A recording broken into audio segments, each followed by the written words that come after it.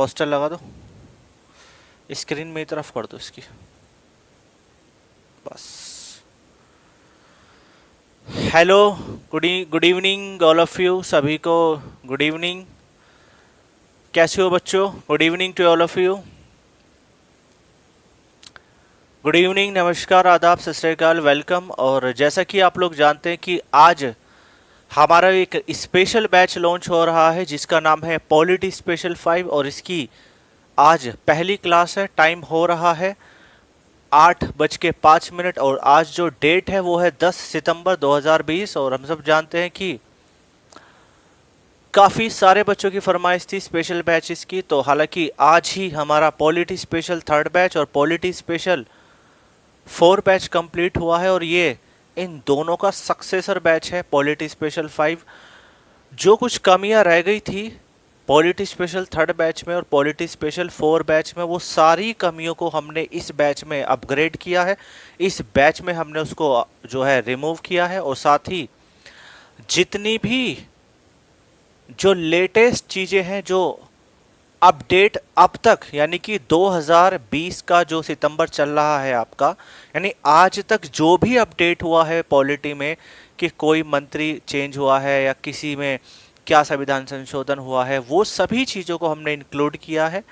तो हम जो भी चीज़ें पढ़ेंगे पॉलिटी में वो एक ऑथेंटिक और अपडेटेड डाटा पढ़ेंगे। साथ ही हमने यहाँ पे पहले के मुकाबले काफ़ी सारे प्रीवियस ईयर्स के पेपर्स जो होते हैं वो भी इंक्लूड किए हैं और उनसे जो महत्वपूर्ण MCQs होते हैं वो भी हमने इंक्लूड किए हैं। और आप लोग जानते हैं कि इस प्लेटफॉर्म पे 4 पॉलिटी स्पेशल 4 यानी कि पॉलिटी स्पेशल 1, 2, 3, 4 4 बैच कंप्लीटेड हो चुके हैं और आज ये 5वां बैच है जो कि एक बड़े ही धमाकेदार ओपनिंग के साथ जो है लॉन्च किया जा रहा है। और आप सब जानते हैं कि इसमें उत्तर प्रदेश पुलिस को ध्यान में रखते हुए हमने इसमें मूल विधि भी इंक्लूडेड की है। तो जो बच्चे उत्तर प्रदेश पुलिस की तैयारी कर रहे हैं उनको अलग से कोई भी बैच लेने की आवश्यकता नहीं है।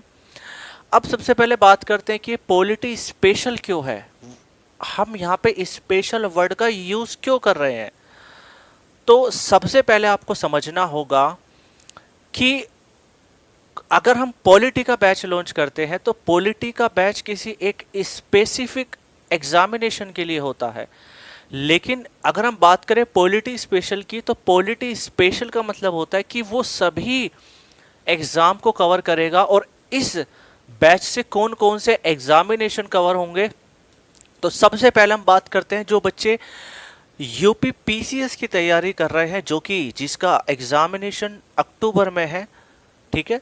तो जितने बच्चे यूपी PCS की तैयारी कर रहे हैं उनके लिए सफिशिएंट रहेगा, क्योंकि मैं IAS के लिए तो नहीं बोलूँगा, ठीक है, क्योंकि हम कोई भी आपको फेक इन्फॉर्मेशन नहीं देंगे कि IAS के लिए परचेज कर लीजिए, IAS में आप ये कर लेंगे वो कर लेंगे, ऐसी कोई प्रॉब्लम नहीं है।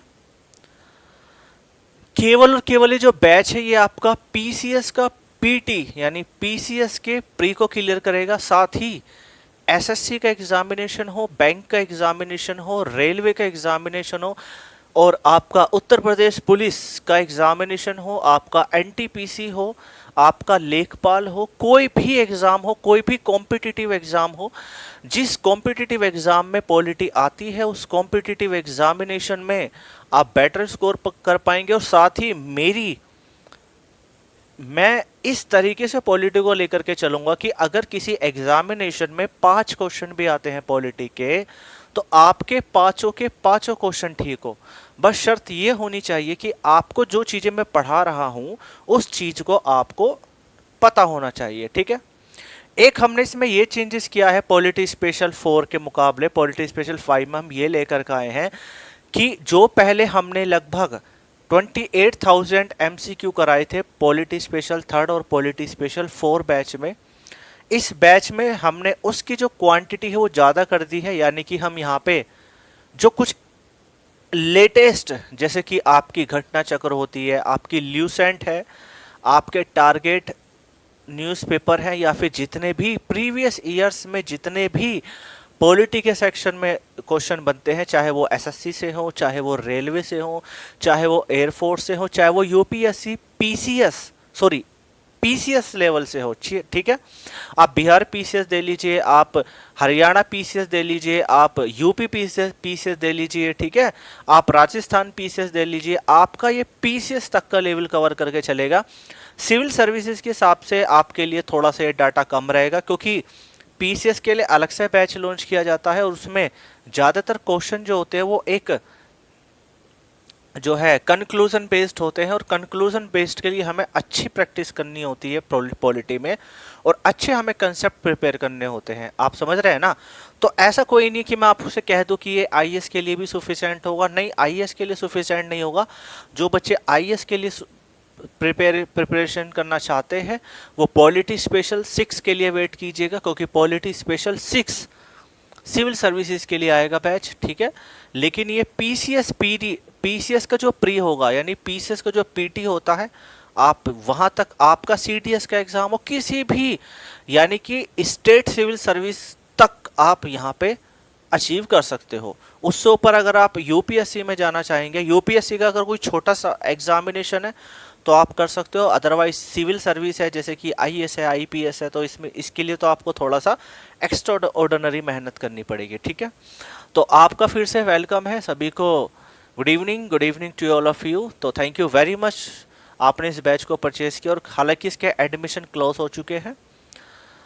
और एक बात का ध्यान रखेंगे कि जो आज हम पढ़ने वाले हैं, जिस स्पीड से पढ़ने वाले हैं और जिस एनर्जी के साथ पढ़ने वाले हैं, वही एनर्जी हम बनाए रखेंगे, और लास्ट की जो भी क्लास होगी वही एनर्जी होगी। ऐसा नहीं है कि स्टार्टिंग में हम बढ़िया पढ़ाएंगे उसके बाद फिर वो क्वालिटी लो करेंगे, नहीं। दूसरी बात कि ये कोई डेमो नहीं है, ठीक है, मैं डेमो पे विश्वास नहीं रखता हूँ। ये बिल्कुल पेड क्लास है, जो कि 3 क्लासेस आपको फ्री ऑफ कॉस्ट मिलेंगी। चौथी क्लास जो मिलेगी वो उसी बच्चों को मिलेगी जिस बच्चे ने एडमिशन लिया हुआ है, ठीक है। तो अभी ये यूट्यूब पे भी चलेगी, ऐप पे भी चलेगी, टेलीग्राम पे भी चलेगी, फेसबुक पे भी चलेगी, सभी सोशल मीडिया पे आपको अवेलेबल हो जाएगी। तो इस बारे में विशेष ध्यान रखेंगे, ठीक है। चलिए, तो अब बात करते हैं इंडियन पॉलिटी के बारे में। तो हम बात करना चाहेंगे इस बैच के बारे में, कुछ बेसिक इंफॉर्मेशन जानना जरूरी है इंडियन पॉलिटी के बारे में। तो हम सब जानते हैं कि अगर हम बात करें इंडियन पॉलिटी के बारे में, तो इंडियन पॉलिटी एंड कॉन्स्टिट्यूशन के साथ साथ हम यहाँ पे उत्तर प्रदेश पुलिस, एसआई और कांस्टेबल के लिए मूल विधि भी इंक्लूड करेंगे, क्योंकि अभी हम कुछ दिनों तक तो मूल जो है पॉलिटी को ही कंटिन्यू करेंगे, उसके बाद फिर आपका शेड्यूल बन के आएगा, और आपके वीक में जो है लास्ट के 2 डेज आपकी मूल विधि भी चल जाएगी, क्योंकि मूल विधि का सिलेबस ज़्यादा नहीं है, तो इसलिए मूल विधि को हम बाद में कवर कर लेंगे। तो हम यहाँ पे इसी बैच में मूल विधि भी कवर करेंगे और साथ में पॉलिटी और कॉन्स्टिट्यूशन भी पढ़ेंगे, ठीक है। क्लास की जो टाइमिंग होगी, देखो क्लास जो आपको मिलेगी, अभी रात के 8 बज रहे हैं, तो आपके पास जो क्लास आ जाएगी वो 9, सवा 9, साढ़े 9 बजे तक क्लास मिल जाएगी, ठीक है। और कभी कभी ऐसा भी हो सकता है कि आपको पहले भी मिल सकती है, 9:30 बजे से पहले या 8 बजे से पहले भी मिल सकती है, क्योंकि जो भी टाइम स्लॉट अगर खाली होगा तो मैं उसमें क्लास भी ले सकता हूँ, तो आपको क्लास पहले भी मिल सकती है। वरना तो लास्ट टाइम है कि आपको 9 बजे के बाद, यानी 9:10 पे, 9:05 पे, 9:15 पे, 9:30 पे क्लास आपको मिल जाएगी। क्लास जो हमारी चलेगी वो मंडे टू फ्राइडे चलेगी, मंडे, ट्यूसडे, वेडनेसडे से लेकर के फ्राइडे तक हम पढ़ेंगे। सैटरडे को हम टेस्ट कंडक्ट करेंगे कि हमने पूरे सप्ताह का जो भी इंडियन पॉलिटी एंड कॉन्स्टिट्यूशन में पढ़ा उसको हम रिवाइज करेंगे, और आपके लिए एक डाउट सेक्शन बना दिया जाएगा जिसमें आप अपना वॉइस रिकॉर्डिंग से या फिर एज ए टाइप करके आप अपना डाउट्स पूछ सकते हैं। और कोई भी डाउट हो, किसी भी लेवल का डाउट हो आप, हाँ, लेकिन कोशिश कीजिएगा कि वो डाउट जो हो आपका टॉपिक वाइज हो। लाइक अगर हम यहाँ पे प्रेसिडेंट को जो है पढ़ रहे हैं, तो जो आपका डाउट है वो प्रेसिडेंट से रिलेटेड हो, कोशिश ये कीजिएगा, ठीक है। आप ये मत सोचिएगा कि सर की नॉलेज चेक करनी है, नॉलेज वॉलेज चेक नहीं करनी है, नॉलेज केवल आपको अपनी दिखानी है एग्जामिनेशन में, ठीक है। दूसरी बात, हम इस बैच को बाइलैंग्वेज पढ़ेंगे, यानी इंग्लिश में भी पढ़ेंगे, हिंदी में भी पढ़ेंगे। तो जिन बच्चों को इंग्लिश में समझ में आता है वो इंग्लिश में पढ़ें, जिनको हिंदी में समझ में आता है वो हिंदी में पढ़ें, ठीक है। और दोनों, जो बच्चे दोनों लैंग्वेज में पढ़ सकते हैं वो दोनों लैंग्वेज में पढ़ें।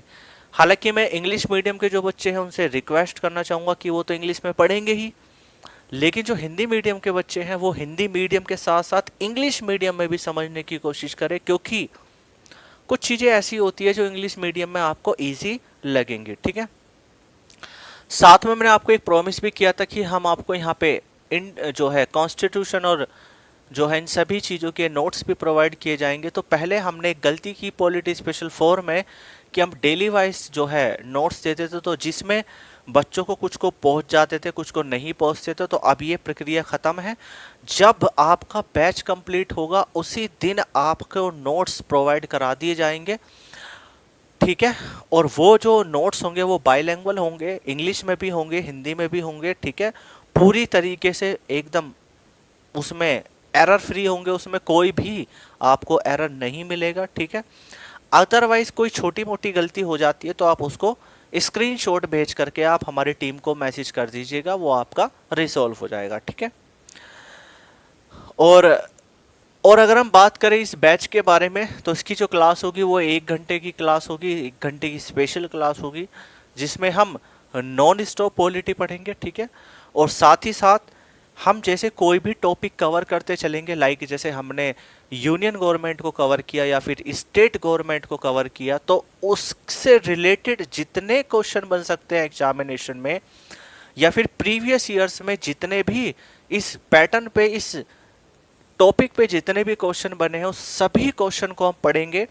और कभी कभी कुछ चीज़ें ऐसी होती है कि हमारे पास से क्वेश्चन वो नहीं मिल पाता, लाइक हमसे वो क्वेश्चन स्किप हो गया है, तो आपको लगता है कि आपके पास कोई ऐसे क्वेश्चन है पॉलिटी के जो बेहद ज़रूरी है, तो आप वो भी पूछ सकते हैं। अननेसेसरी क्वेश्चन आप कोशिश करें उसको अवॉइड करें।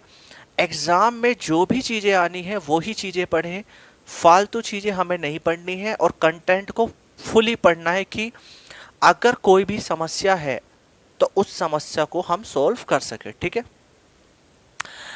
तो सबसे पहले हम बात करते हैं सिलेबस के बारे में, क्योंकि किसी भी सब्जेक्ट को पढ़ने से पहले हमें उसका सिलेबस पता होना चाहिए। हालांकि अगर हम बात करें एसएससी के बारे में या यूपी पुलिस के बारे में या फिर बैंकिंग के बारे में या फिर यूपीएससी पीसीएस के बारे पीसीएस के बारे में, यूपी पीसीएस के बारे में, तो ध्यान रखेंगे कि सबका सिलेबस लगभग एक ही होता है, बस थोड़ा सा लेवल का फ़र्क हो जाता है कि यूपी पीसीएस में थोड़ा सा अलग ट्रेंड हो जाता है तो एसएससी में अलग ट्रेंड हो जाता है। ठीक है, साथ में जो बच्चे यूपी पीसीएस की मेंस की तैयारी कर रहे हैं ये मेंस के लिए सफिशिएंट नहीं होगा, क्योंकि हम यहाँ पे फैक्ट वाइज पढ़ेंगे, चीज़ों को एक चार्ट मेथड से पढ़ेंगे जो कि बहुत ही ज़्यादा शॉर्ट मेथड होता है। और साथ ही जो भी आप नोट्स बनाएंगे वो कंसाइज बनाइए, जिससे कि आप रिवीजन करते टाइम आपको ज़्यादा बर्डन ना लगे। ठीक है, तो सभी का फिर से मैं थैंक यू कहना चाहूँगा इस बैच के लिए। तो अब एक प्यारी सी नई सी कॉपी बना लीजिए और पूरे जोश के साथ पॉलिटी स्टार्ट करते हैं। ठीक है, और सरस्वती माँ से जो है प्रार्थना कीजिएगा कि हमारी जल्द ही 2021 में सिलेक्शन हो जाए। ठीक है, तो सबसे पहले हम बात करते हैं इंडियन पॉलिटी एंड कॉन्स्टिट्यूशन के बारे में।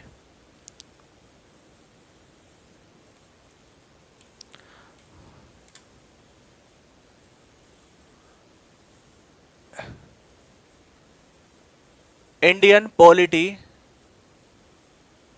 एंड कॉन्स्टिट्यूशन,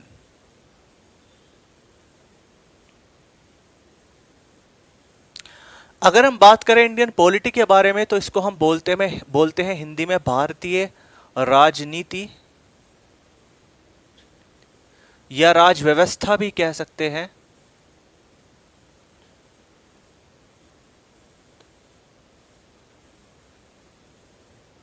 वह संविधान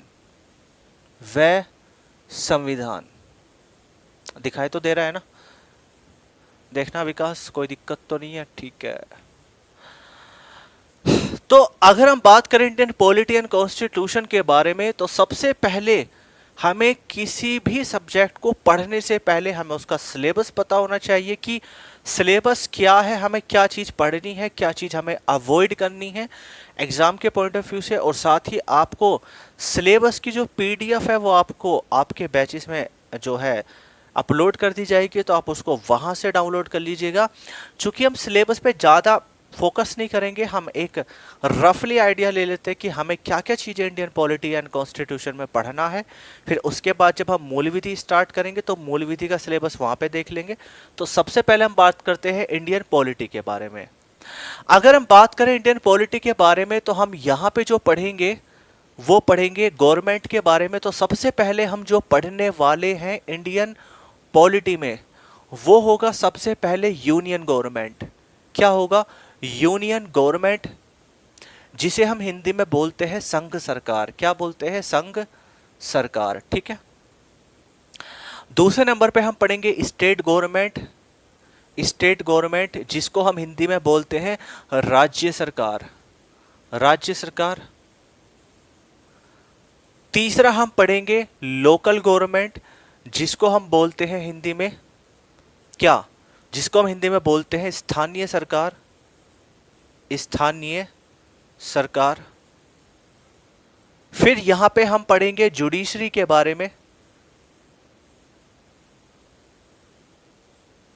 यानी कि न्यायपालिका के बारे में। फिर हम पढ़ेंगे ऑर्गेनाइजेशन।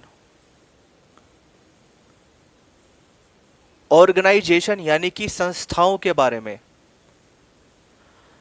तो ये कुछ हमारा ब्रीफ इंडियन पॉलिटी का जो है सिलेबस है। अब इसमें हम क्या क्या डिटेलिंग पढ़ेंगे वो हम अभी डिस्कस करते हैं।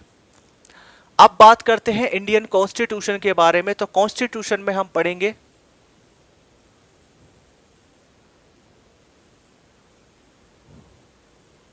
कॉन्स्टिट्यूशनल हिस्ट्री या फिर डेवलपमेंट, यानी कि संवैधानिक विकास।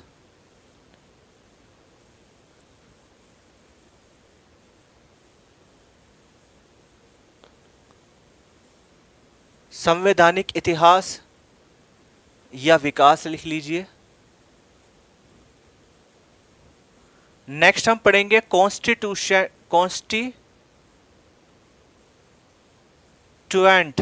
कॉन्स्टिट्यूएंट असेंबली के बारे में,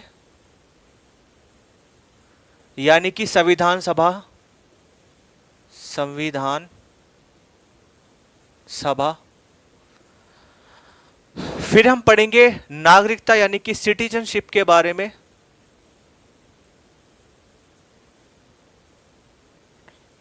नागरिकता के बारे में। फिर हम पढ़ेंगे यूनियन एंड इट्स टेरिटरी, यानी कि संघ व राज्य क्षेत्र के बारे में। फंडामेंटल राइट यानी कि मौलिक अधिकार के बारे में। फंडामेंटल ड्यूटीज यानी कि मौलिक कर्तव्य के बारे में। डीपीएसपी यानी कि राज्य के नीति निर्देशक तत्व। राज्य के नीति निर्देशक तत्व। ठीक है, इसको नोट कीजिए फटाफट से। अभी मैं सारी चीजें ये एक्सप्लेन करूंगा।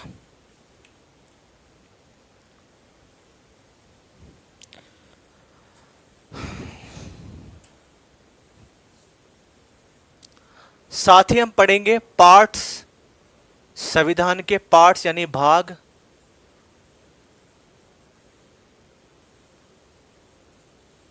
शेड्यूल्स यानी कि अनुसूचियां।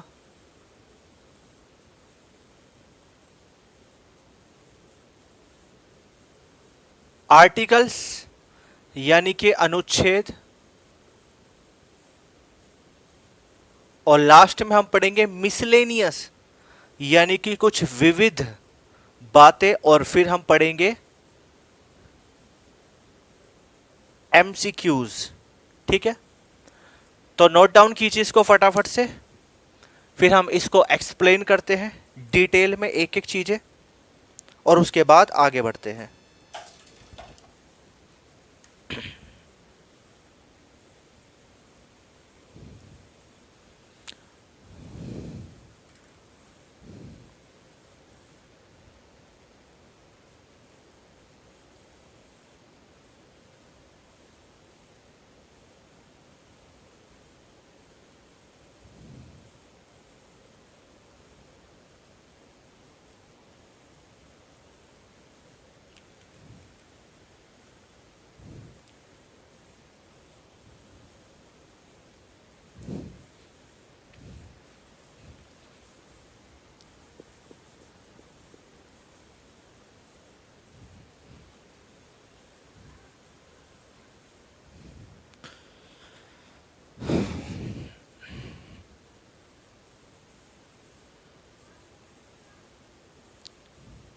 आई होप आपने कॉपी कर लिया होगा।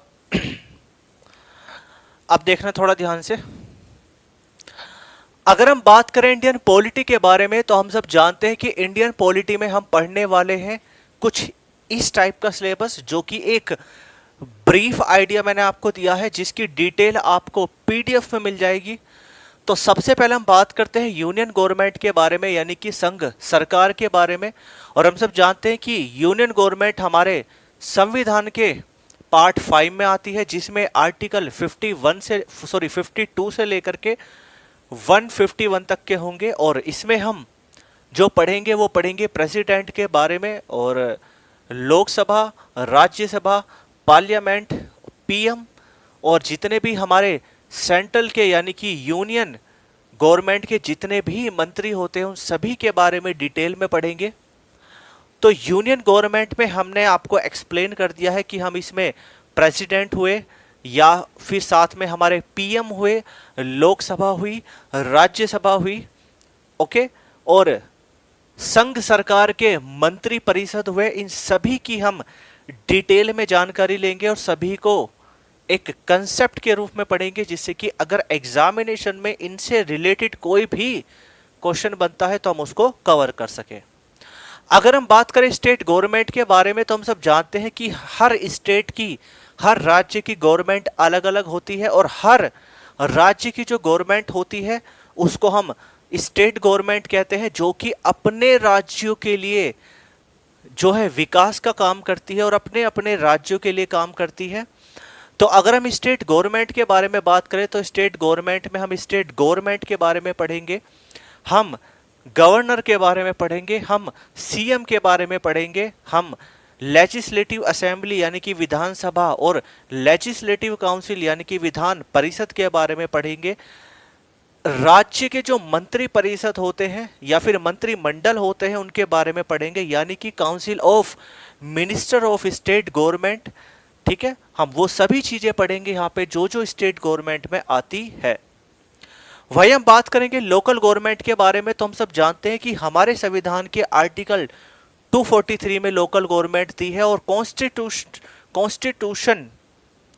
कॉन्स्टिट्यूशन अमेंडमेंट एक्ट यानी कि संविधान संशोधन अधिनियम के द्वारा, यानी कि 73वें और 74वें संविधान संशोधन के द्वारा लोकल गवर्नमेंट को ऐड किया गया है संविधान में। और लोकल गवर्नमेंट में हम पढ़ेंगे कि जैसे नगर पालिका हुई, नगर पंचायत हुई, लोक पंचायत हुई, ग्राम पंचायत हुई, ठीक है, उन सभी के बारे में डिटेल में एक्सप्लेनेशन करेंगे कि उनके मेंबर्स को कौन अपॉइंट करता है, उनका मेंबर कौन कौन होते हैं, क्या क्या वहाँ पे पॉलिटिकल पद होते हैं, क्या उनका काम होता है, किस तरीके से वो चुनाव में आते हैं, क्या उनका एक इलेक्शन प्रोसीजर होता है, वो सभी हम डिटेलिंग में पढ़ेंगे। अगर हम बात करें जुडिशरी के बारे में, तो हम पढ़ेंगे न्यायपालिका के बारे में, जिसमें हमारी सुप्रीम कोर्ट होगी, हमारी हाई कोर्ट होगी, जिसमें हमारी डिस्ट्रिक्ट कोर्ट होगी, और इसके अलावा हम कुछ मिसलेनियस टाइप की कोर्ट भी पढ़ेंगे, जिसमें हमारे ट्रिब्यूनल्स होंगे, और मोबाइल कोर्ट हुई, फैमिली कोर्ट हुई हमारी, ठीक है, और जो हमारे ई कोर्ट हुई, है ना। तो जितनी भी हमारी कोर्ट हुई, है ना, वो सभी कोर्ट के बारे में हम पढ़ेंगे। लोक अदालत क्या होती है और कंज्यूमर कोर्ट क्या होता है, वो सभी के बारे में हम डिटेलिंग में पढ़ेंगे जुडिशरी में। नेक्स्ट हम बात करते हैं ऑर्गेनाइजेशन के बारे में। तो ऑर्गेनाइजेशन के बारे में बात करें तो हम सब जानते हैं कि ऑर्गेनाइजेशन जो होती है वो हमारे दो प्रकार की होती है, एक होती है कॉन्स्टिट्यूशनल, एक होती है नॉन कॉन्स्टिट्यूशनल। कॉन्स्टिट्यूशनल होती है जो संविधान के अकॉर्डिंग बनाई जाती है, और एक कॉन्स्टिट्यूशनल नॉन कॉन्स्टिट्यूशनल वे होती है जिनका संविधान में कोई विवरण विवरण नहीं दिया गया है। साथ ही अगर हम और डिटेलिंग के बारे में बात करें तो हम स्टेचुरी बॉडी और एग्जीक्यूटिव बॉडी यानी कि सभी संस्थाओं के बारे में बात करेंगे, चाहे वो ओबीसी कमीशन हो, चाहे वो एससी कमीशन हो, चाहे वो इलेक्शन कमीशन हो, चाहे वो फाइनेंस कमीशन हो, चाहे वो माइनॉरिटी कमीशन हो, चाहे वो नीति आयोग हो, चाहे वो आपका सेट हो, चाहे वो एसएससी हो, चाहे वो यूपीएससी हो, चाहे वो कैट हो। हम सभी ऑर्गेनाइजेशन के बारे में बात कर रहे होंगे जिससे हमारे एग्जामिनेशन में क्वेश्चन बनते हैं। हम उन्हीं चीजों पे फोकस करते हुए चलेंगे। साथ ही हर एक टॉपिक पे हम एमसीक्यूज पे भी काम करेंगे जिससे कि हमारे एग्जामिनेशन में ये कवर हो सके कि हमने जो जो टॉपिक्स को कवर किया है उनसे हम कितने क्वेश्चन को अटेम्प्ट कर पा रहे हैं। ठीक है, तो ये चीजें मैंने आपको बता दी है। चूंकि सिलेबस पे मैं ज्यादा फोकस नहीं करूंगा, ठीक है। नेक्स्ट हम बात करेंगे कॉन्स्टिट्यूशनल हिस्ट्री या डेवलपमेंट की। हमारे जो संविधान से पहले, जब तक हमारा संविधान नहीं बना था, संविधान से पहले जो हमारे अंग्रेजों के टाइम में यानी ब्रिटिशर्स के टाइम में जो भी हमारे एक्ट हुए, चाहे वो रेगुलेटिंग एक्ट हो, चाहे वो मोंटेग्यू चैम्प्स एक्ट हो, चाहे वो मार्ले मिंटो एक्ट हो, जितने भी हमारे एक्ट रहे हैं, ये एक्ट क्या है, ये एक्ट क्यों आए, कौन सा एक्ट अभी हाल ही में चल रहा है, कौन सा एक्ट खत्म कर दिया गया है। ऐसे जो है तुम्हारा स्वतंत्रता अधिनियम हुआ, 1935 हुआ। तो काफी सारे जो भी हमारे प्रीवियस ईयर्स के जितने भी हमारे एक्ट्स होंगे या जितने भी हमारी हिस्ट्रिकल बैकग्राउंड होगा कॉन्स्टिट्यूशन का, किस तरीके से कॉन्स्टिट्यूशन की शुरुआत हुई, क्या जरूरत थी हमें कॉन्स्टिट्यूशन बनाने की, और किसने डिमांड रखी कॉन्स्टिट्यूशन की, वो सभी चीजें हम पढ़ेंगे कॉन्स्टिट्यूशनल हिस्ट्री और बैकग्राउंड में। अगर हम बात करें कॉन्स्टिट्यूशन असेंबली के बारे में तो हम सब जानते हैं कि संविधान को बनाने में कौन कौन सी कमेटियां हुई, किस कमेटी में कितने मेंबर थे, उस कमेटी की पहली सभा कब हुई, उसकी अंतिम सभा कब हुई, उसमें कितनी महिलाएं सदस्य थी, वहां पे क्या ऐसा मैटर हुआ कि वहां पे समितियों में बंटवारा हुआ। ठीक है, वो सभी चीजें हम संविधान सभा के बारे में पढ़ेंगे। संविधान सभा की क्या विशेषताएं थी, संविधान सभा का प्रस्ताव किसने ठुकराया, कौन कौन लोग इसके पक्ष में थे, कौन कौन लोग इसके विपक्ष में थे, वो सभी चीजें हम डिटेल में पढ़ेंगे कॉन्स्टिट्यूशनल असेंबली में। नेक्स्ट बात करें सिटीजनशिप के बारे में तो हम सब जानते हैं कि भारत का जो भी नागरिक होगा वो भारतीय कहलाता है। और नागरिकता यानी भारत की नागरिकता कितने तरीके से ली जा सकती है, क्या उसका प्रोविजन है, क्या उसका प्रावधान है, वो सभी चीजें हम डिटेलिंग में पढ़ेंगे। यूनियन एंड इट्स टेरिटरी यानी कि संघ व राज्य क्षेत्र, यानी कि जो हमारे संघ है और जो राज्य क्षेत्र है वो क्या है, इनका कैसे जो है इनका जो कैसे फॉर्मेशन होता है, वो सभी हम डिटेलिंग में पढ़ेंगे। फंडामेंटल राइट यानी कि मौलिक अधिकार, मौलिक अधिकार हमारे क्या है, हमारे क्या क्या मौलिक अधिकार हैं, मौलिक अधिकार अगर भंग होते हैं तो क्या होता है, कौन कौन से मौलिक अधिकार भंग किए जा सकते हैं, किसके द्वारा किए जा सकते हैं, मौलिक अधिकार कौन कौन से होते हैं, वो सभी हम पढ़ेंगे। फंडामेंटल ड्यूटीज यानी कि मौलिक कर्तव्य भी इसी की तरह ही होगा, कितने मौलिक कर्तव्य हैं, क्या है, किस मौलिक कर्तव्य में क्या बात लिखी है, वो सभी डिटेलिंग हम पढ़ेंगे। डीपीएसपी यानी कि राज्य के नीति निर्देशक तत्व, इसके बारे में भी हम डिटेलिंग में पढ़ेंगे कि राज्य के नीति निर्देशक तत्व में क्या बातें लिखी गई हैं। साथ में हम बात करेंगे पार्ट यानी कि संविधान में कितने पार्ट हैं, जब हमारा संविधान बना तो कितने पार्ट थे, अब कितने पार्ट हैं, किन किन नए नए पार्ट्स को ऐड किया गया कॉन्स्टिट्यूशन में, किस अमेंडमेंट के द्वारा जोड़ा गया, वो सभी चीजें हम पढ़ेंगे। शेड्यूल्स यानी कि अनुसूचियां, हमारे संविधान में कितनी अनुसूचियां हैं, किस अनुसूची में क्या बात लिखी है, उसकी कितनी जो है सब अनुसूचियां बनती है, वो सभी डिटेलिंग पढ़ेंगे। आर्टिकल्स यानी कि अनुच्छेद, हम वही आर्टिकल्स यहाँ पे पढ़ेंगे जो एग्जाम के पॉइंट ऑफ व्यू से महत्वपूर्ण होंगे, क्योंकि आर्टिकल तो 395 है और जिसमें कि ऐड होते होते अब तो 400 से भी ज़्यादा हो गए हैं। तो जो जो हमारे लिए मोस्ट इंपॉर्टेंट होंगे एग्जाम के पॉइंट ऑफ व्यू से, उन सभी हम आर्टिकल्स को पढ़ेंगे, उनके सब क्लोज आर्टिकल्स भी पढ़ेंगे, सभी चीज़ें हम कवर करते हुए चलेंगे।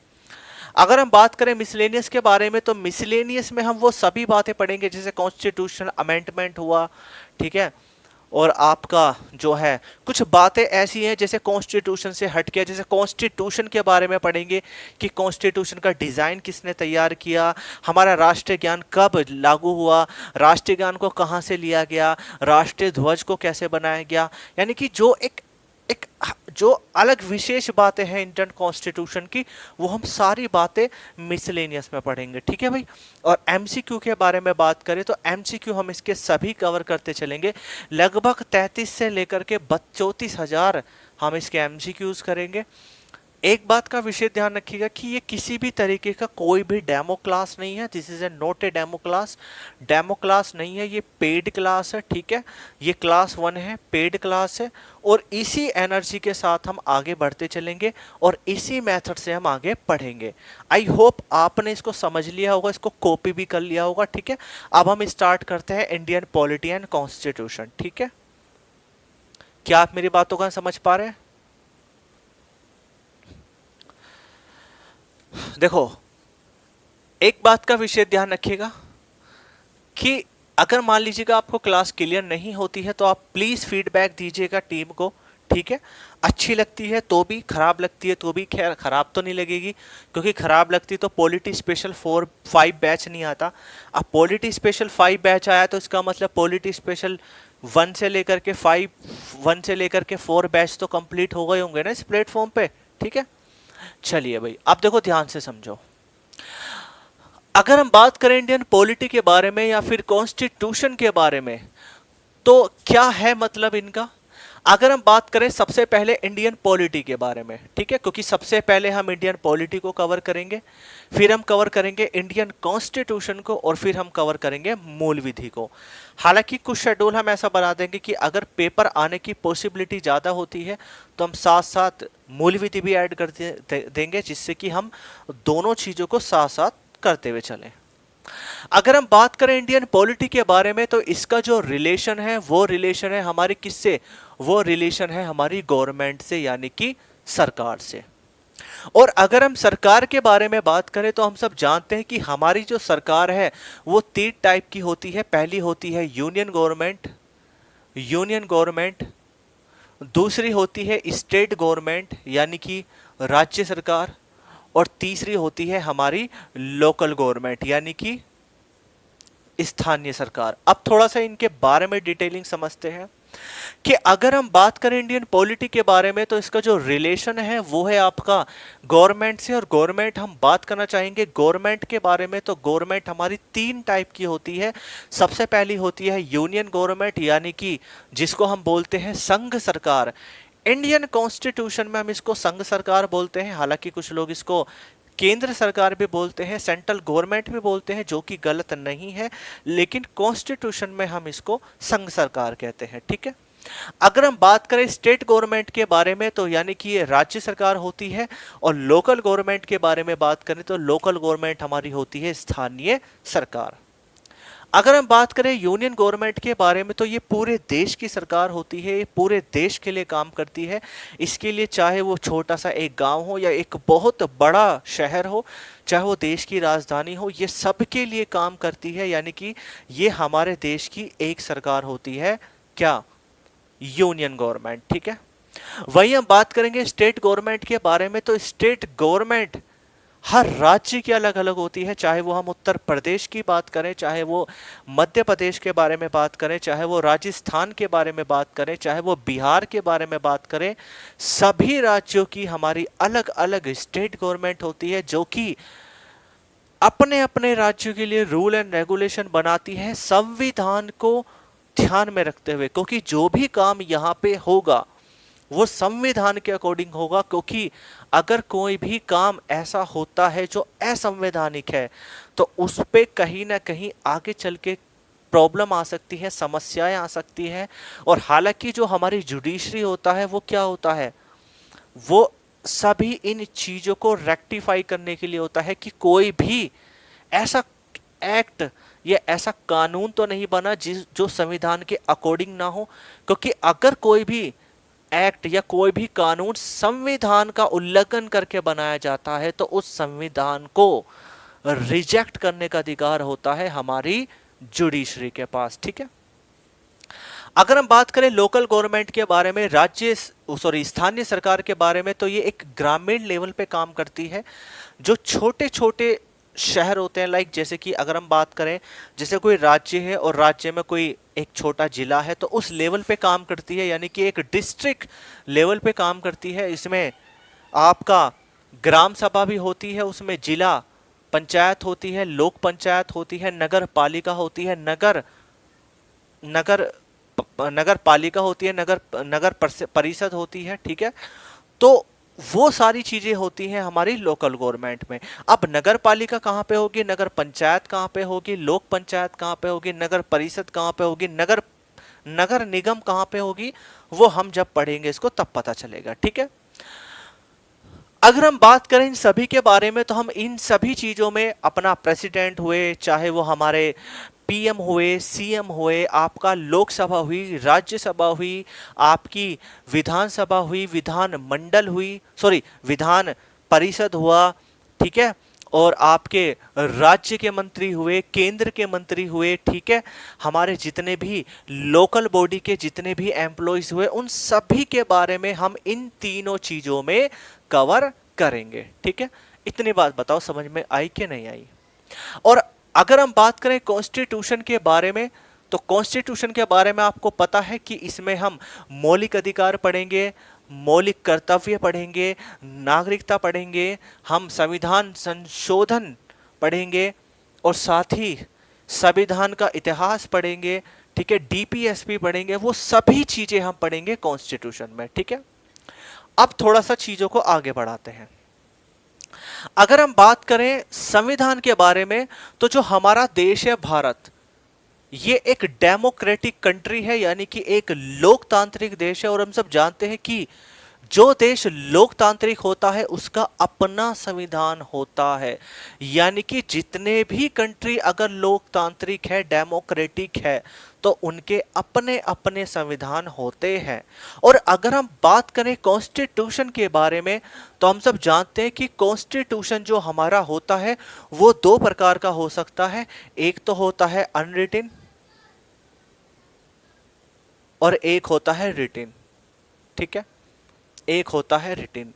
अनरिटन का मतलब होता है अलिखित और रिटन का मतलब होता है लिखित। लिखित का मतलब जैसे हमारे इंडिया का है। हमारे इंडिया के संविधान में एक सबसे बड़ी विशेष बात है कि पूरी दुनिया में अगर सबसे बड़ा लिखित संविधान है तो हमारे भारत का है, इंडिया का। किसका है? भारत का। और अगर पूछ ले सबसे पहले लिखित संविधान किसका बना था, तो याद रखेंगे इस नोन एज यूएसए, यानी कि अमेरिका का। ठीक है। ये बातें जो बेसिक बातें हैं वो मैं आपको बीच बीच में बताता चलूंगा। कोशिश ये करें कि नई कॉपी पेंसिल लेकर रखिए साथ में, अपने कान में ईयरफोन लगा लीजिए जिससे कि बेटर साउंड आ सके आपको।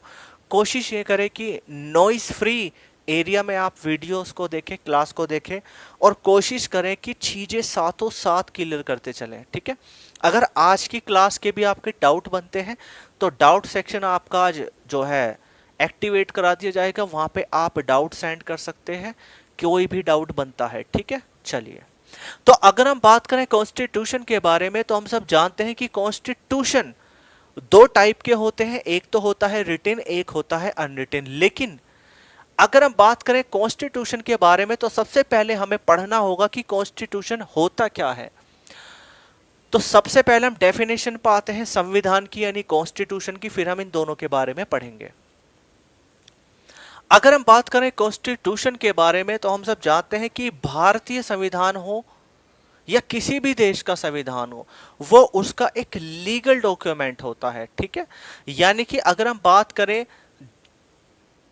थोड़ी सी और डिटेलिंग के बारे में, तो ध्यान रखेंगे कि जैसे जैसे हमारा समाज बदलता है वैसे वैसे हमारा जो है कॉन्स्टिट्यूशन भी बदलता है। अगर जैसा देश, जिस देश का जैसा समाज, जैसा कल्चर, उसी देश का वैसा संविधान होता है। ठीक है, यही फर्क है कि हमारे अमेरिका का संविधान अलग है तो भारत का संविधान अलग है, फ्रांस का संविधान अलग है, क्योंकि जो हमारा संविधान है वो जरूरी नहीं कि किसी और देश का भी हो, है ना। जो रूल्स एंड रेगुलेशन हमारे यहाँ पे है वो रूल्स एंड रेगुलेशन जरूरी नहीं है कि किसी और देश के भी हो, क्योंकि हमारे देश में, हमारे देश का जो कल्चर है, हमारे देश की जो सोसाइटी है, हमारे देश का जो समाज है वो अलग है और देश के मुकाबले, या और देश का समाज। अब अमेरिका का जो कल्चर है वो यहाँ पे फॉलो थोड़ी ना कर सकते हम इंडिया में, आप समझ रहे हैं ना भाई। अमेरिका में जो रीति रिवाज है, जो वहाँ का समाज है, वो आप उसको यहाँ पे फॉलो नहीं कर सकते, और जो यहाँ का रीति रिवाज है, यहाँ का जो कल्चर है वो वहाँ पे फॉलो नहीं होता। तो जब दोनों के समाज अलग अलग हैं, कल्चर अलग अलग है, तो जाहिर सी बात है संविधान में भी कुछ ना कुछ आपको डिफरेंस मिलेगा। तो जैसा समाज वैसा कॉन्स्टिट्यूशन, यानी कि जो कॉन्स्टिट्यूशन बनते हैं वो समाज के अकॉर्डिंग बनते हैं। और कॉन्स्टिट्यूशन अमेंडमेंट क्यों होते हैं, संविधान में संशोधन क्यों होते हैं, क्योंकि जैसे जैसे समाज बदलता रहता है, जैसे जैसे जरूरतें बढ़ती रहती है, वैसे वैसे हम संविधान में संशोधन करते रहते हैं। ठीक है, आप समझ रहे हैं ना भाई। मान लीजिएगा कि अभी हमें लग जाए कि भाई अब जैसे पॉलीथीन है, पॉलीथीन बैग है, पॉलीथीन बैग से बीमारियां फैल रही हैं, वो गलती नहीं है, जब तक चल रहा था, प्रक्रिया में चल रहा था, लेकिन हमें लगता है कि भाई अब नहीं काम चल पाएगा, तो हमें उसके अकॉर्डिंग अपने आप को बदलना होगा। आप समझ रहे हैं ना। तो जैसे जैसे समाज बदलता है वैसे वैसे कॉन्स्टिट्यूशन बदलेगा, और अगर हमें कॉन्स्टिट्यूशन को बदलना है तो हमें उसमें संविधान संशोधन करना पड़ेगा। अगर आप किसी रूल्स को बदलना चाहते हैं, किसी रूल को बढ़ाना चाहते हैं, कम करना चाहते हैं, तो उसको आपको संविधान संशोधन के द्वारा उसमें आप परिवर्तन कर सकते हो। लेकिन अगर हम बात करें कॉन्स्टिट्यूशन के बारे में, तो कॉन्स्टिट्यूशन एक ऐसा दस्तावेज होता है, एक ऐसा विधिक दस्तावेज होता है जिसमें कुछ बेसिक नियम लिखे होते हैं। इसमें एक्ट नहीं लिखे होते हैं, जैसे सूचना अधिकार अधिनियम हो गया, ठीक है, या और भी जो हमारे अधिनियम होते हैं वो नहीं लिखे होते। इसमें कुछ बेसिक नियम लिखे होते हैं, और उन बेसिक नियम के आधार पे हम जो भी एक्ट बनाएंगे वो उन बेसिक नियम के आधार पे बनाएंगे। यानी कि अगर संसद भी, क्योंकि कानून कौन बनाती है, पार्लियामेंट बनाती है, यानी कि मेकिंग ऑफ लॉ कौन करता है, पार्लियामेंट करती है। तो अगर पार्लियामेंट कोई काम करेगी, यानी कि कोई एक्ट बनाएगी, तो उस एक्ट को संविधान को ध्यान में रख करके बनाएगी कि कहीं संविधान का उल्लंघन तो नहीं करता ये एक्ट, क्योंकि राष्ट्रपति के पास भी इतनी अथॉरिटी नहीं है कि वो संविधान का उल्लंघन कर दे। क्योंकि अगर भारत का राष्ट्रपति भी संविधान का उल्लंघन करता है या प्रूफ हो जाता है, तो उसके ऊपर भी इम्पीचमेंट प्रोसेस, यानी कि महाभियोग की प्रक्रिया चलाई जाती है। ठीक है, तो कहने का मतलब ये होता है जो कॉन्स्टिट्यूशन होता है वो हर समाज का अलग अलग होता है, और ये समाज के रूप बनाए, समाज के जैसा समाज के रूप बनाए जाते हैं, यानी कि जैसा समाज वैसा कॉन्स्टिट्यूशन। ठीक है, और कॉन्स्टिट्यूशन जो है दो प्रकार के होते हैं, एक तो होता है रिटिन और एक होता है अनरिटिन। और अगर कोई भी देश लोकतांत्रिक देश है तो उसका अपना संविधान होगा, और वो संविधान दो प्रकार का हो सकता है, रिटिन, अनरिटिन। रिटिन का मतलब कि वो संविधान लिखा हुआ होगा जैसे भारत का, और अनरिटिन यानी कि जो वो संविधान लिखा हुआ नहीं होगा जैसे ब्रिटेन का। लेकिन अगर ब्रिटेन का संविधान लिखा हुआ नहीं है तो ऐसा नहीं कि ब्रिटेन में पार्लियामेंट नहीं है, ब्रिटेन में रूल्स एंड रेगुलेशन नहीं है, सब है, लेकिन वो लिखे हुए कहीं नहीं है। वहां पे जो चलता है वो एक तरीके से महारानी, यानी कि वहां पर जो राष्ट्रीय अध्यक्ष होता है वो महारानी होती है। जैसे इंडिया में क्या होता है, इंडिया में तो जो भी राष्ट्रीय अध्यक्ष होता है, यानी राष्ट्रपति जो होता है वो चुनाव के जो द्वारा आता है। वहां पे ऐसा नहीं होता है ब्रिटेन में जो है महारानी जो है एक तरीके से ब्लड रिलेशन टाइप में चलती है। ठीक है, तो यानी कि पर लेकिन वहां पे भी रूल्स एंड रेगुलेशन होते हैं। ठीक है, ऐसा नहीं होता कि वहाँ कुछ संविधान लिखा हुआ नहीं है तो वहाँ रूल रेगुलेशन नहीं है। जैसे अगर हमारे यहाँ आईपीसी है, हमारे यहाँ पे सीआरपीसी है, तो वहाँ पे भी कुछ ना कुछ होगा, ब्रिटेन में भी। वहां पे भी इसी टाइप का कुछ ना कुछ होगा, समझ रहे हैं ना। तो हम तो फोकस करेंगे अपने इंडियन कॉन्स्टिट्यूशन पे, हम ब्रिटेन के कॉन्स्टिट्यूशन पे कोई फोकस नहीं करेंगे, ठीक है। इतनी बात बताओ समझ में आई कि नहीं आई? विकास पानी मंगवाना। बोलो बच्चों, अगर इतनी बात समझ में आ गई है तो कहने का मतलब ये होगा कि हमारा देश डेमोक्रेटिक यानी कि लोकतांत्रिक देश है, और दुनिया के जितने भी लोकतांत्रिक देश हैं उनके सबके अपने अपने संविधान होते हैं, और ये दो प्रकार के हो सकते हैं, ठीक है।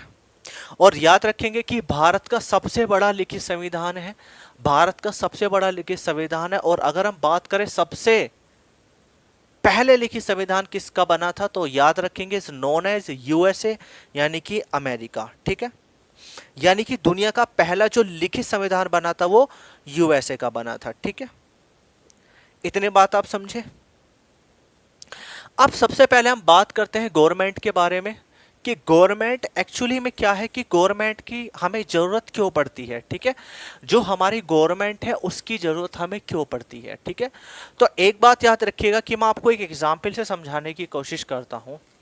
जैसे घर में हमारे एक मुखिया होता है ना, जैसे हमारे फादर मुखिया होते हैं, मदर मुखिया होती है, तो वो पूरे फैमिली को कंट्रोल करके चलती है। यानी कि हमारा जो मुखिया होता है वो कंट्रोल करता है हमारी पूरी की पूरी फैमिली को, अच्छे के लिए बुरे के लिए, और जो भी काम करता है वो अपने फैमिली के लिए करता है, ठीक है।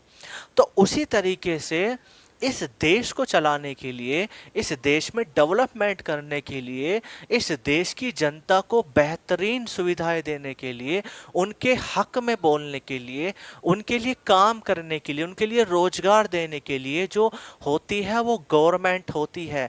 अगर मान लीजिएगा हमारे देश में गवर्नमेंट ना हो, सभी अपनी मर्जी से काम करने लगे, तो पता क्या होगा। हालांकि मुझे लगता नहीं कि आप इतने बेवकूफ होंगे कि आपको नहीं पता होगा, इतनी बातें सबको पता है, ठीक है। अब बात करते हैं गवर्नमेंट के बारे में। अगर हम बात करें गवर्नमेंट के बारे में तो हमें गवर्नमेंट की नीड क्यों है, वाई नीड ऑफ गवर्नमेंट, हमें नीड क्यों है गवर्नमेंट की। तो अगर हमें देश को एक सुचारू रूप से चलाना है, उसमें डेवलपमेंट रखना है, उसमें सही तरीके से लोगों के लिए भलाई के काम करने हैं, तो हमारा गवर्नमेंट का होना जरूरी है, यानी कि गवर्नमेंट का होना जरूरी है।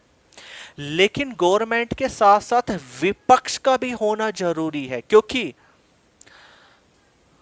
विपक्ष का रोल बहुत ही ज्यादा महत्वपूर्ण होता है। अगर विपक्ष ना हो गवर्नमेंट के पास, आप समझ रहे हैं ना, तो गवर्नमेंट काम नहीं कर पाएगी। आप समझ रहे हैं ना। आप सोचो, मैं अपने ऊपर ले लेता हूं कि अगर मान लीजिएगा मेरे पास, अगर मैं कोई चीज पढ़ा रहा हूं और बच्चे मुझे ना बताए फीडबैक, है ना, या ऐसा मान लीजिएगा कि सपोज दैट मैं किसी कंपनी में हूं और मैं उस कंपनी में काम नहीं करता हूं, ठीक है। तो जाहिर सी बात है मेरे पे प्रेशर बनेगा। अगर प्रेशर बनेगा तो दो ही कंडीशन बनेगी, या तो मैं जॉब छोड़ के चला जाऊंगा या फिर मैं काम करने लगूंगा। तो ऐसी कंडीशन में अगर गवर्नमेंट काम कर रही है, किसी देश की गवर्नमेंट है, और उस गवर्नमेंट के पास विपक्ष ना हो, उस गवर्नमेंट के अपोजिट विपक्ष ना हो या विपक्ष ही ना हो, तो कहीं ना कहीं गवर्नमेंट अपनी मनमानी करती है, अपनी ही चलाती है, क्योंकि सरकार उसकी है तो वो तो कुछ भी कर सकती है। आप समझ रहे हैं ना। और अगर विपक्ष होगा, अगर विपक्ष मजबूत होगा, तो अगर विपक्ष मजबूत होगा ना, तो गवर्नमेंट उतने बेहतर तरीके से काम करेगी, क्योंकि उसको पता है कि विपक्ष बैठा है, विपक्ष इस मुद्दे पर लोकसभा में सवाल उठाएगा। आप समझ रहे हैं ना। अगर बेरोजगारी बढ़ रही है तो इसमें कहीं ना कहीं गलती गवर्नमेंट की तो है, साथ ही विपक्ष की भी है, क्योंकि विपक्ष मजबूत नहीं है। अगर विपक्ष मजबूत होता ना, तो आज देश में इतनी सारी क्राइसिस चल रहे हैं, कोरोना वायरस हुआ, अभी तक कोई हैंडल नहीं हो रहा है। आपने एक बात नोटिस की होगी, सरकारी हॉस्पिटल, चलो ये तो हॉस्पिटल तो खैर खुलेंगे तो ऐसी इमरजेंसी सेवा है, ये तो होनी भी चाहिए।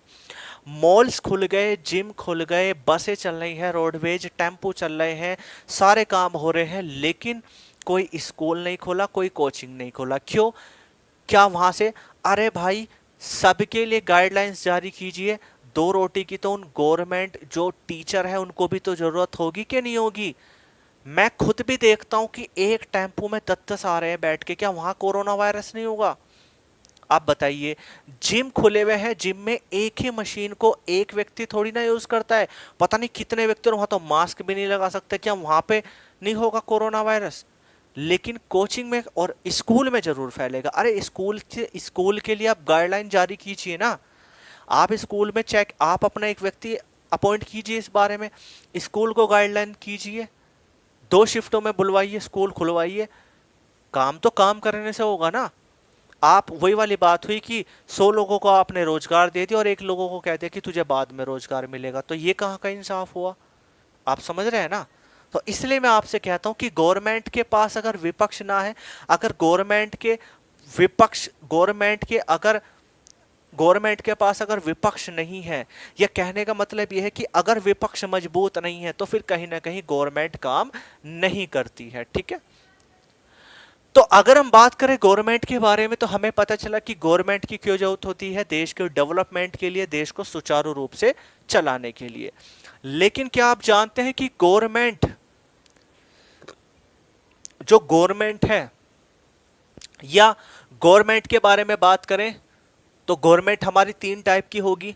एक तो यूनियन गवर्नमेंट, एक हमारी जो है स्टेट गवर्नमेंट, और एक हमारी होगी लोकल गवर्नमेंट। ये हमने कुछ छोटी छोटी बेसिक बेसिक बातें हमने पढ़ी।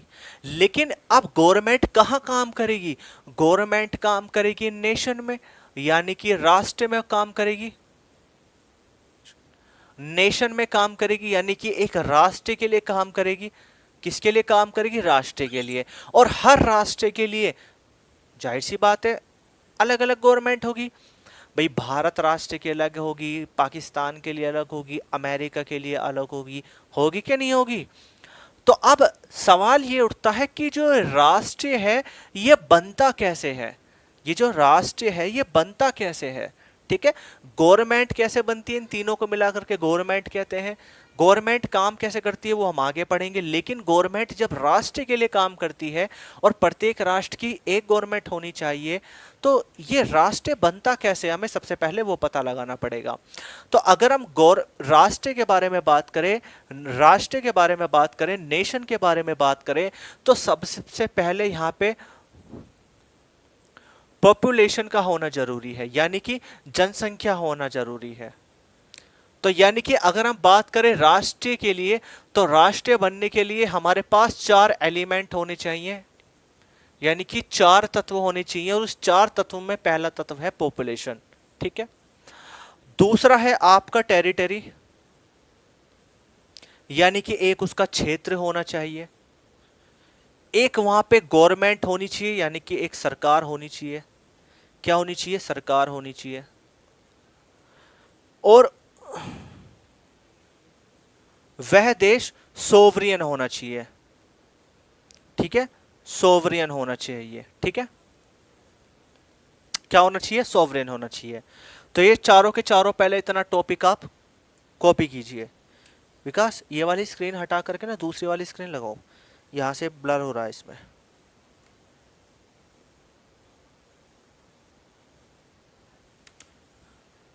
हाँ हाँ हाँ, अरे बस बस बस भाई, हाँ हाँ हाँ, यहाँ से कर दो बस।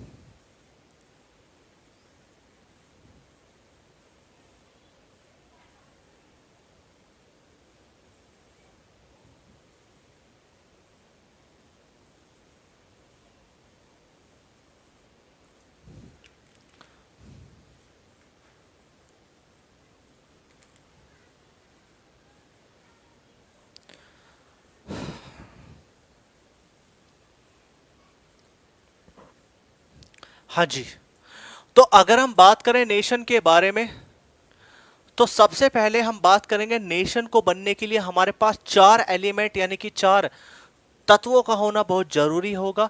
जिसमें पहला तत्व होगा आपका पॉपुलेशन, यानी कि जनसंख्या। किसी भी देश की एक जनसंख्या होनी चाहिए। अगर उस देश की जनसंख्या नहीं है, तो कहीं ना कहीं वो देश नहीं बन सकता। सेकंड बात करेंगे टेरिटरी, यानी कि क्षेत्र के बारे में। उसका एक अपने निश्चित क्षेत्र होना चाहिए, यानी कि उसकी निश्चित बाउंड्री लाइन होनी चाहिए, जैसे हमारे भारत की है। गवर्नमेंट, वहां पे सरकार होनी चाहिए, चाहे वो सेंट्रल गवर्नमेंट हो, चाहे वो स्टेट गवर्नमेंट हो, क्योंकि सरकार तो हमारी दो टाइप की, तीन टाइप की होगी, ठीक है, यानी कि वहां पे सरकार का होना जरूरी है, ठीक है।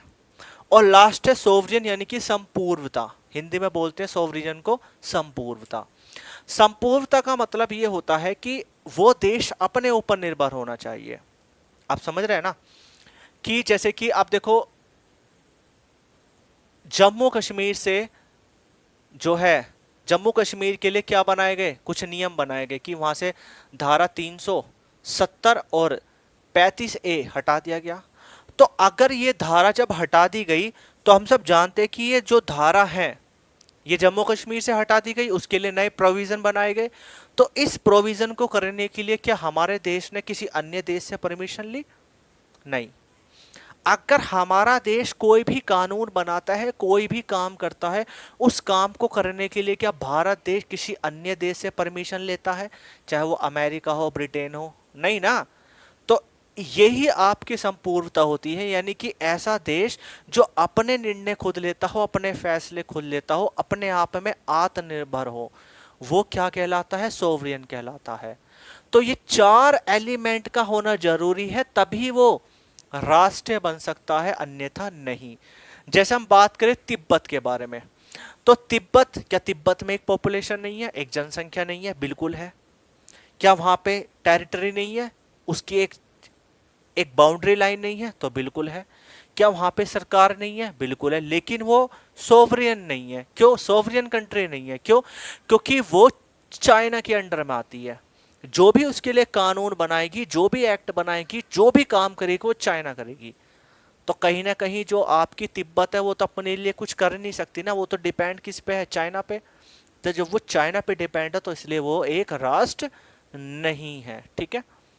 आप किसी और देश की बात कर लीजिए, अगर वहां पे उसका पॉपुलेशन है, टेरिटरी है, अब पता चला किसी की जनसंख्या भी है, सारी चीज है, लेकिन उसका कोई अपना क्षेत्र नहीं है, कोई उसका एरिया ही नहीं है, कोई फिक्स एरिया ही नहीं है, तो वो राष्ट्र नहीं बन सकता, ठीक है। तो कहने का मतलब ये होगा कि गवर्नमेंट राष्ट्र में काम करती है। राष्ट्रीय बनता कैसे है वो मैंने आपको बता दिया। गवर्नमेंट कौन कौन सी होती है वो हमने पता पढ़ लिया। कॉन्स्टिट्यूशन क्या होता है वो हमने पढ़ लिया। सिलेबस को एक ब्रीफ आइडिया में हमने पढ़ लिया, वो भी सब चीजें हमने सीख ली। अब हम कल क्लास को कंटिन्यू करते हैं। कल हमारी क्लास नंबर 2 होगी, और इस क्लास को 2 से 3 बार देख लीजिएगा। और हाँ, डाउनलोड करने की गलती बिल्कुल मत कीजिएगा यूट्यूब पे, क्योंकि कुछ बच्चे ऐसे हैं जो यूट्यूब पे कर रहे हैं। अदरवाइज फिर हमें वहाँ पे व्यूज़ को फिक्स करना पड़ेगा और उसको डाउनलोड ऑप्शन हटाना पड़ेगा, तो प्रॉब्लम हो सकती है। आप पूरी पहले क्लास को देख लें, जब आप उसको डाउनलोड पे लगा सकते हैं, लेकिन पहली बारे में उसको डाउनलोडिंग पे ना लगाए तो आपके लिए ज़्यादा बेटर रहेगा, ठीक है। तो आई होप आपको चीज़ें क्लियर हो गई होंगी। अगर चीज़ें क्लियर नहीं हुई है तो कोई प्रॉब्लम नहीं है, आप अपने डाउट्स को सेंड कर दीजिएगा, आपको समझा दिया जाएगा। हालांकि मैंने इतनी इजी लैंग्वेज में आपको समझाया है कि आपको सभी बातें क्लियर हो गई होंगी।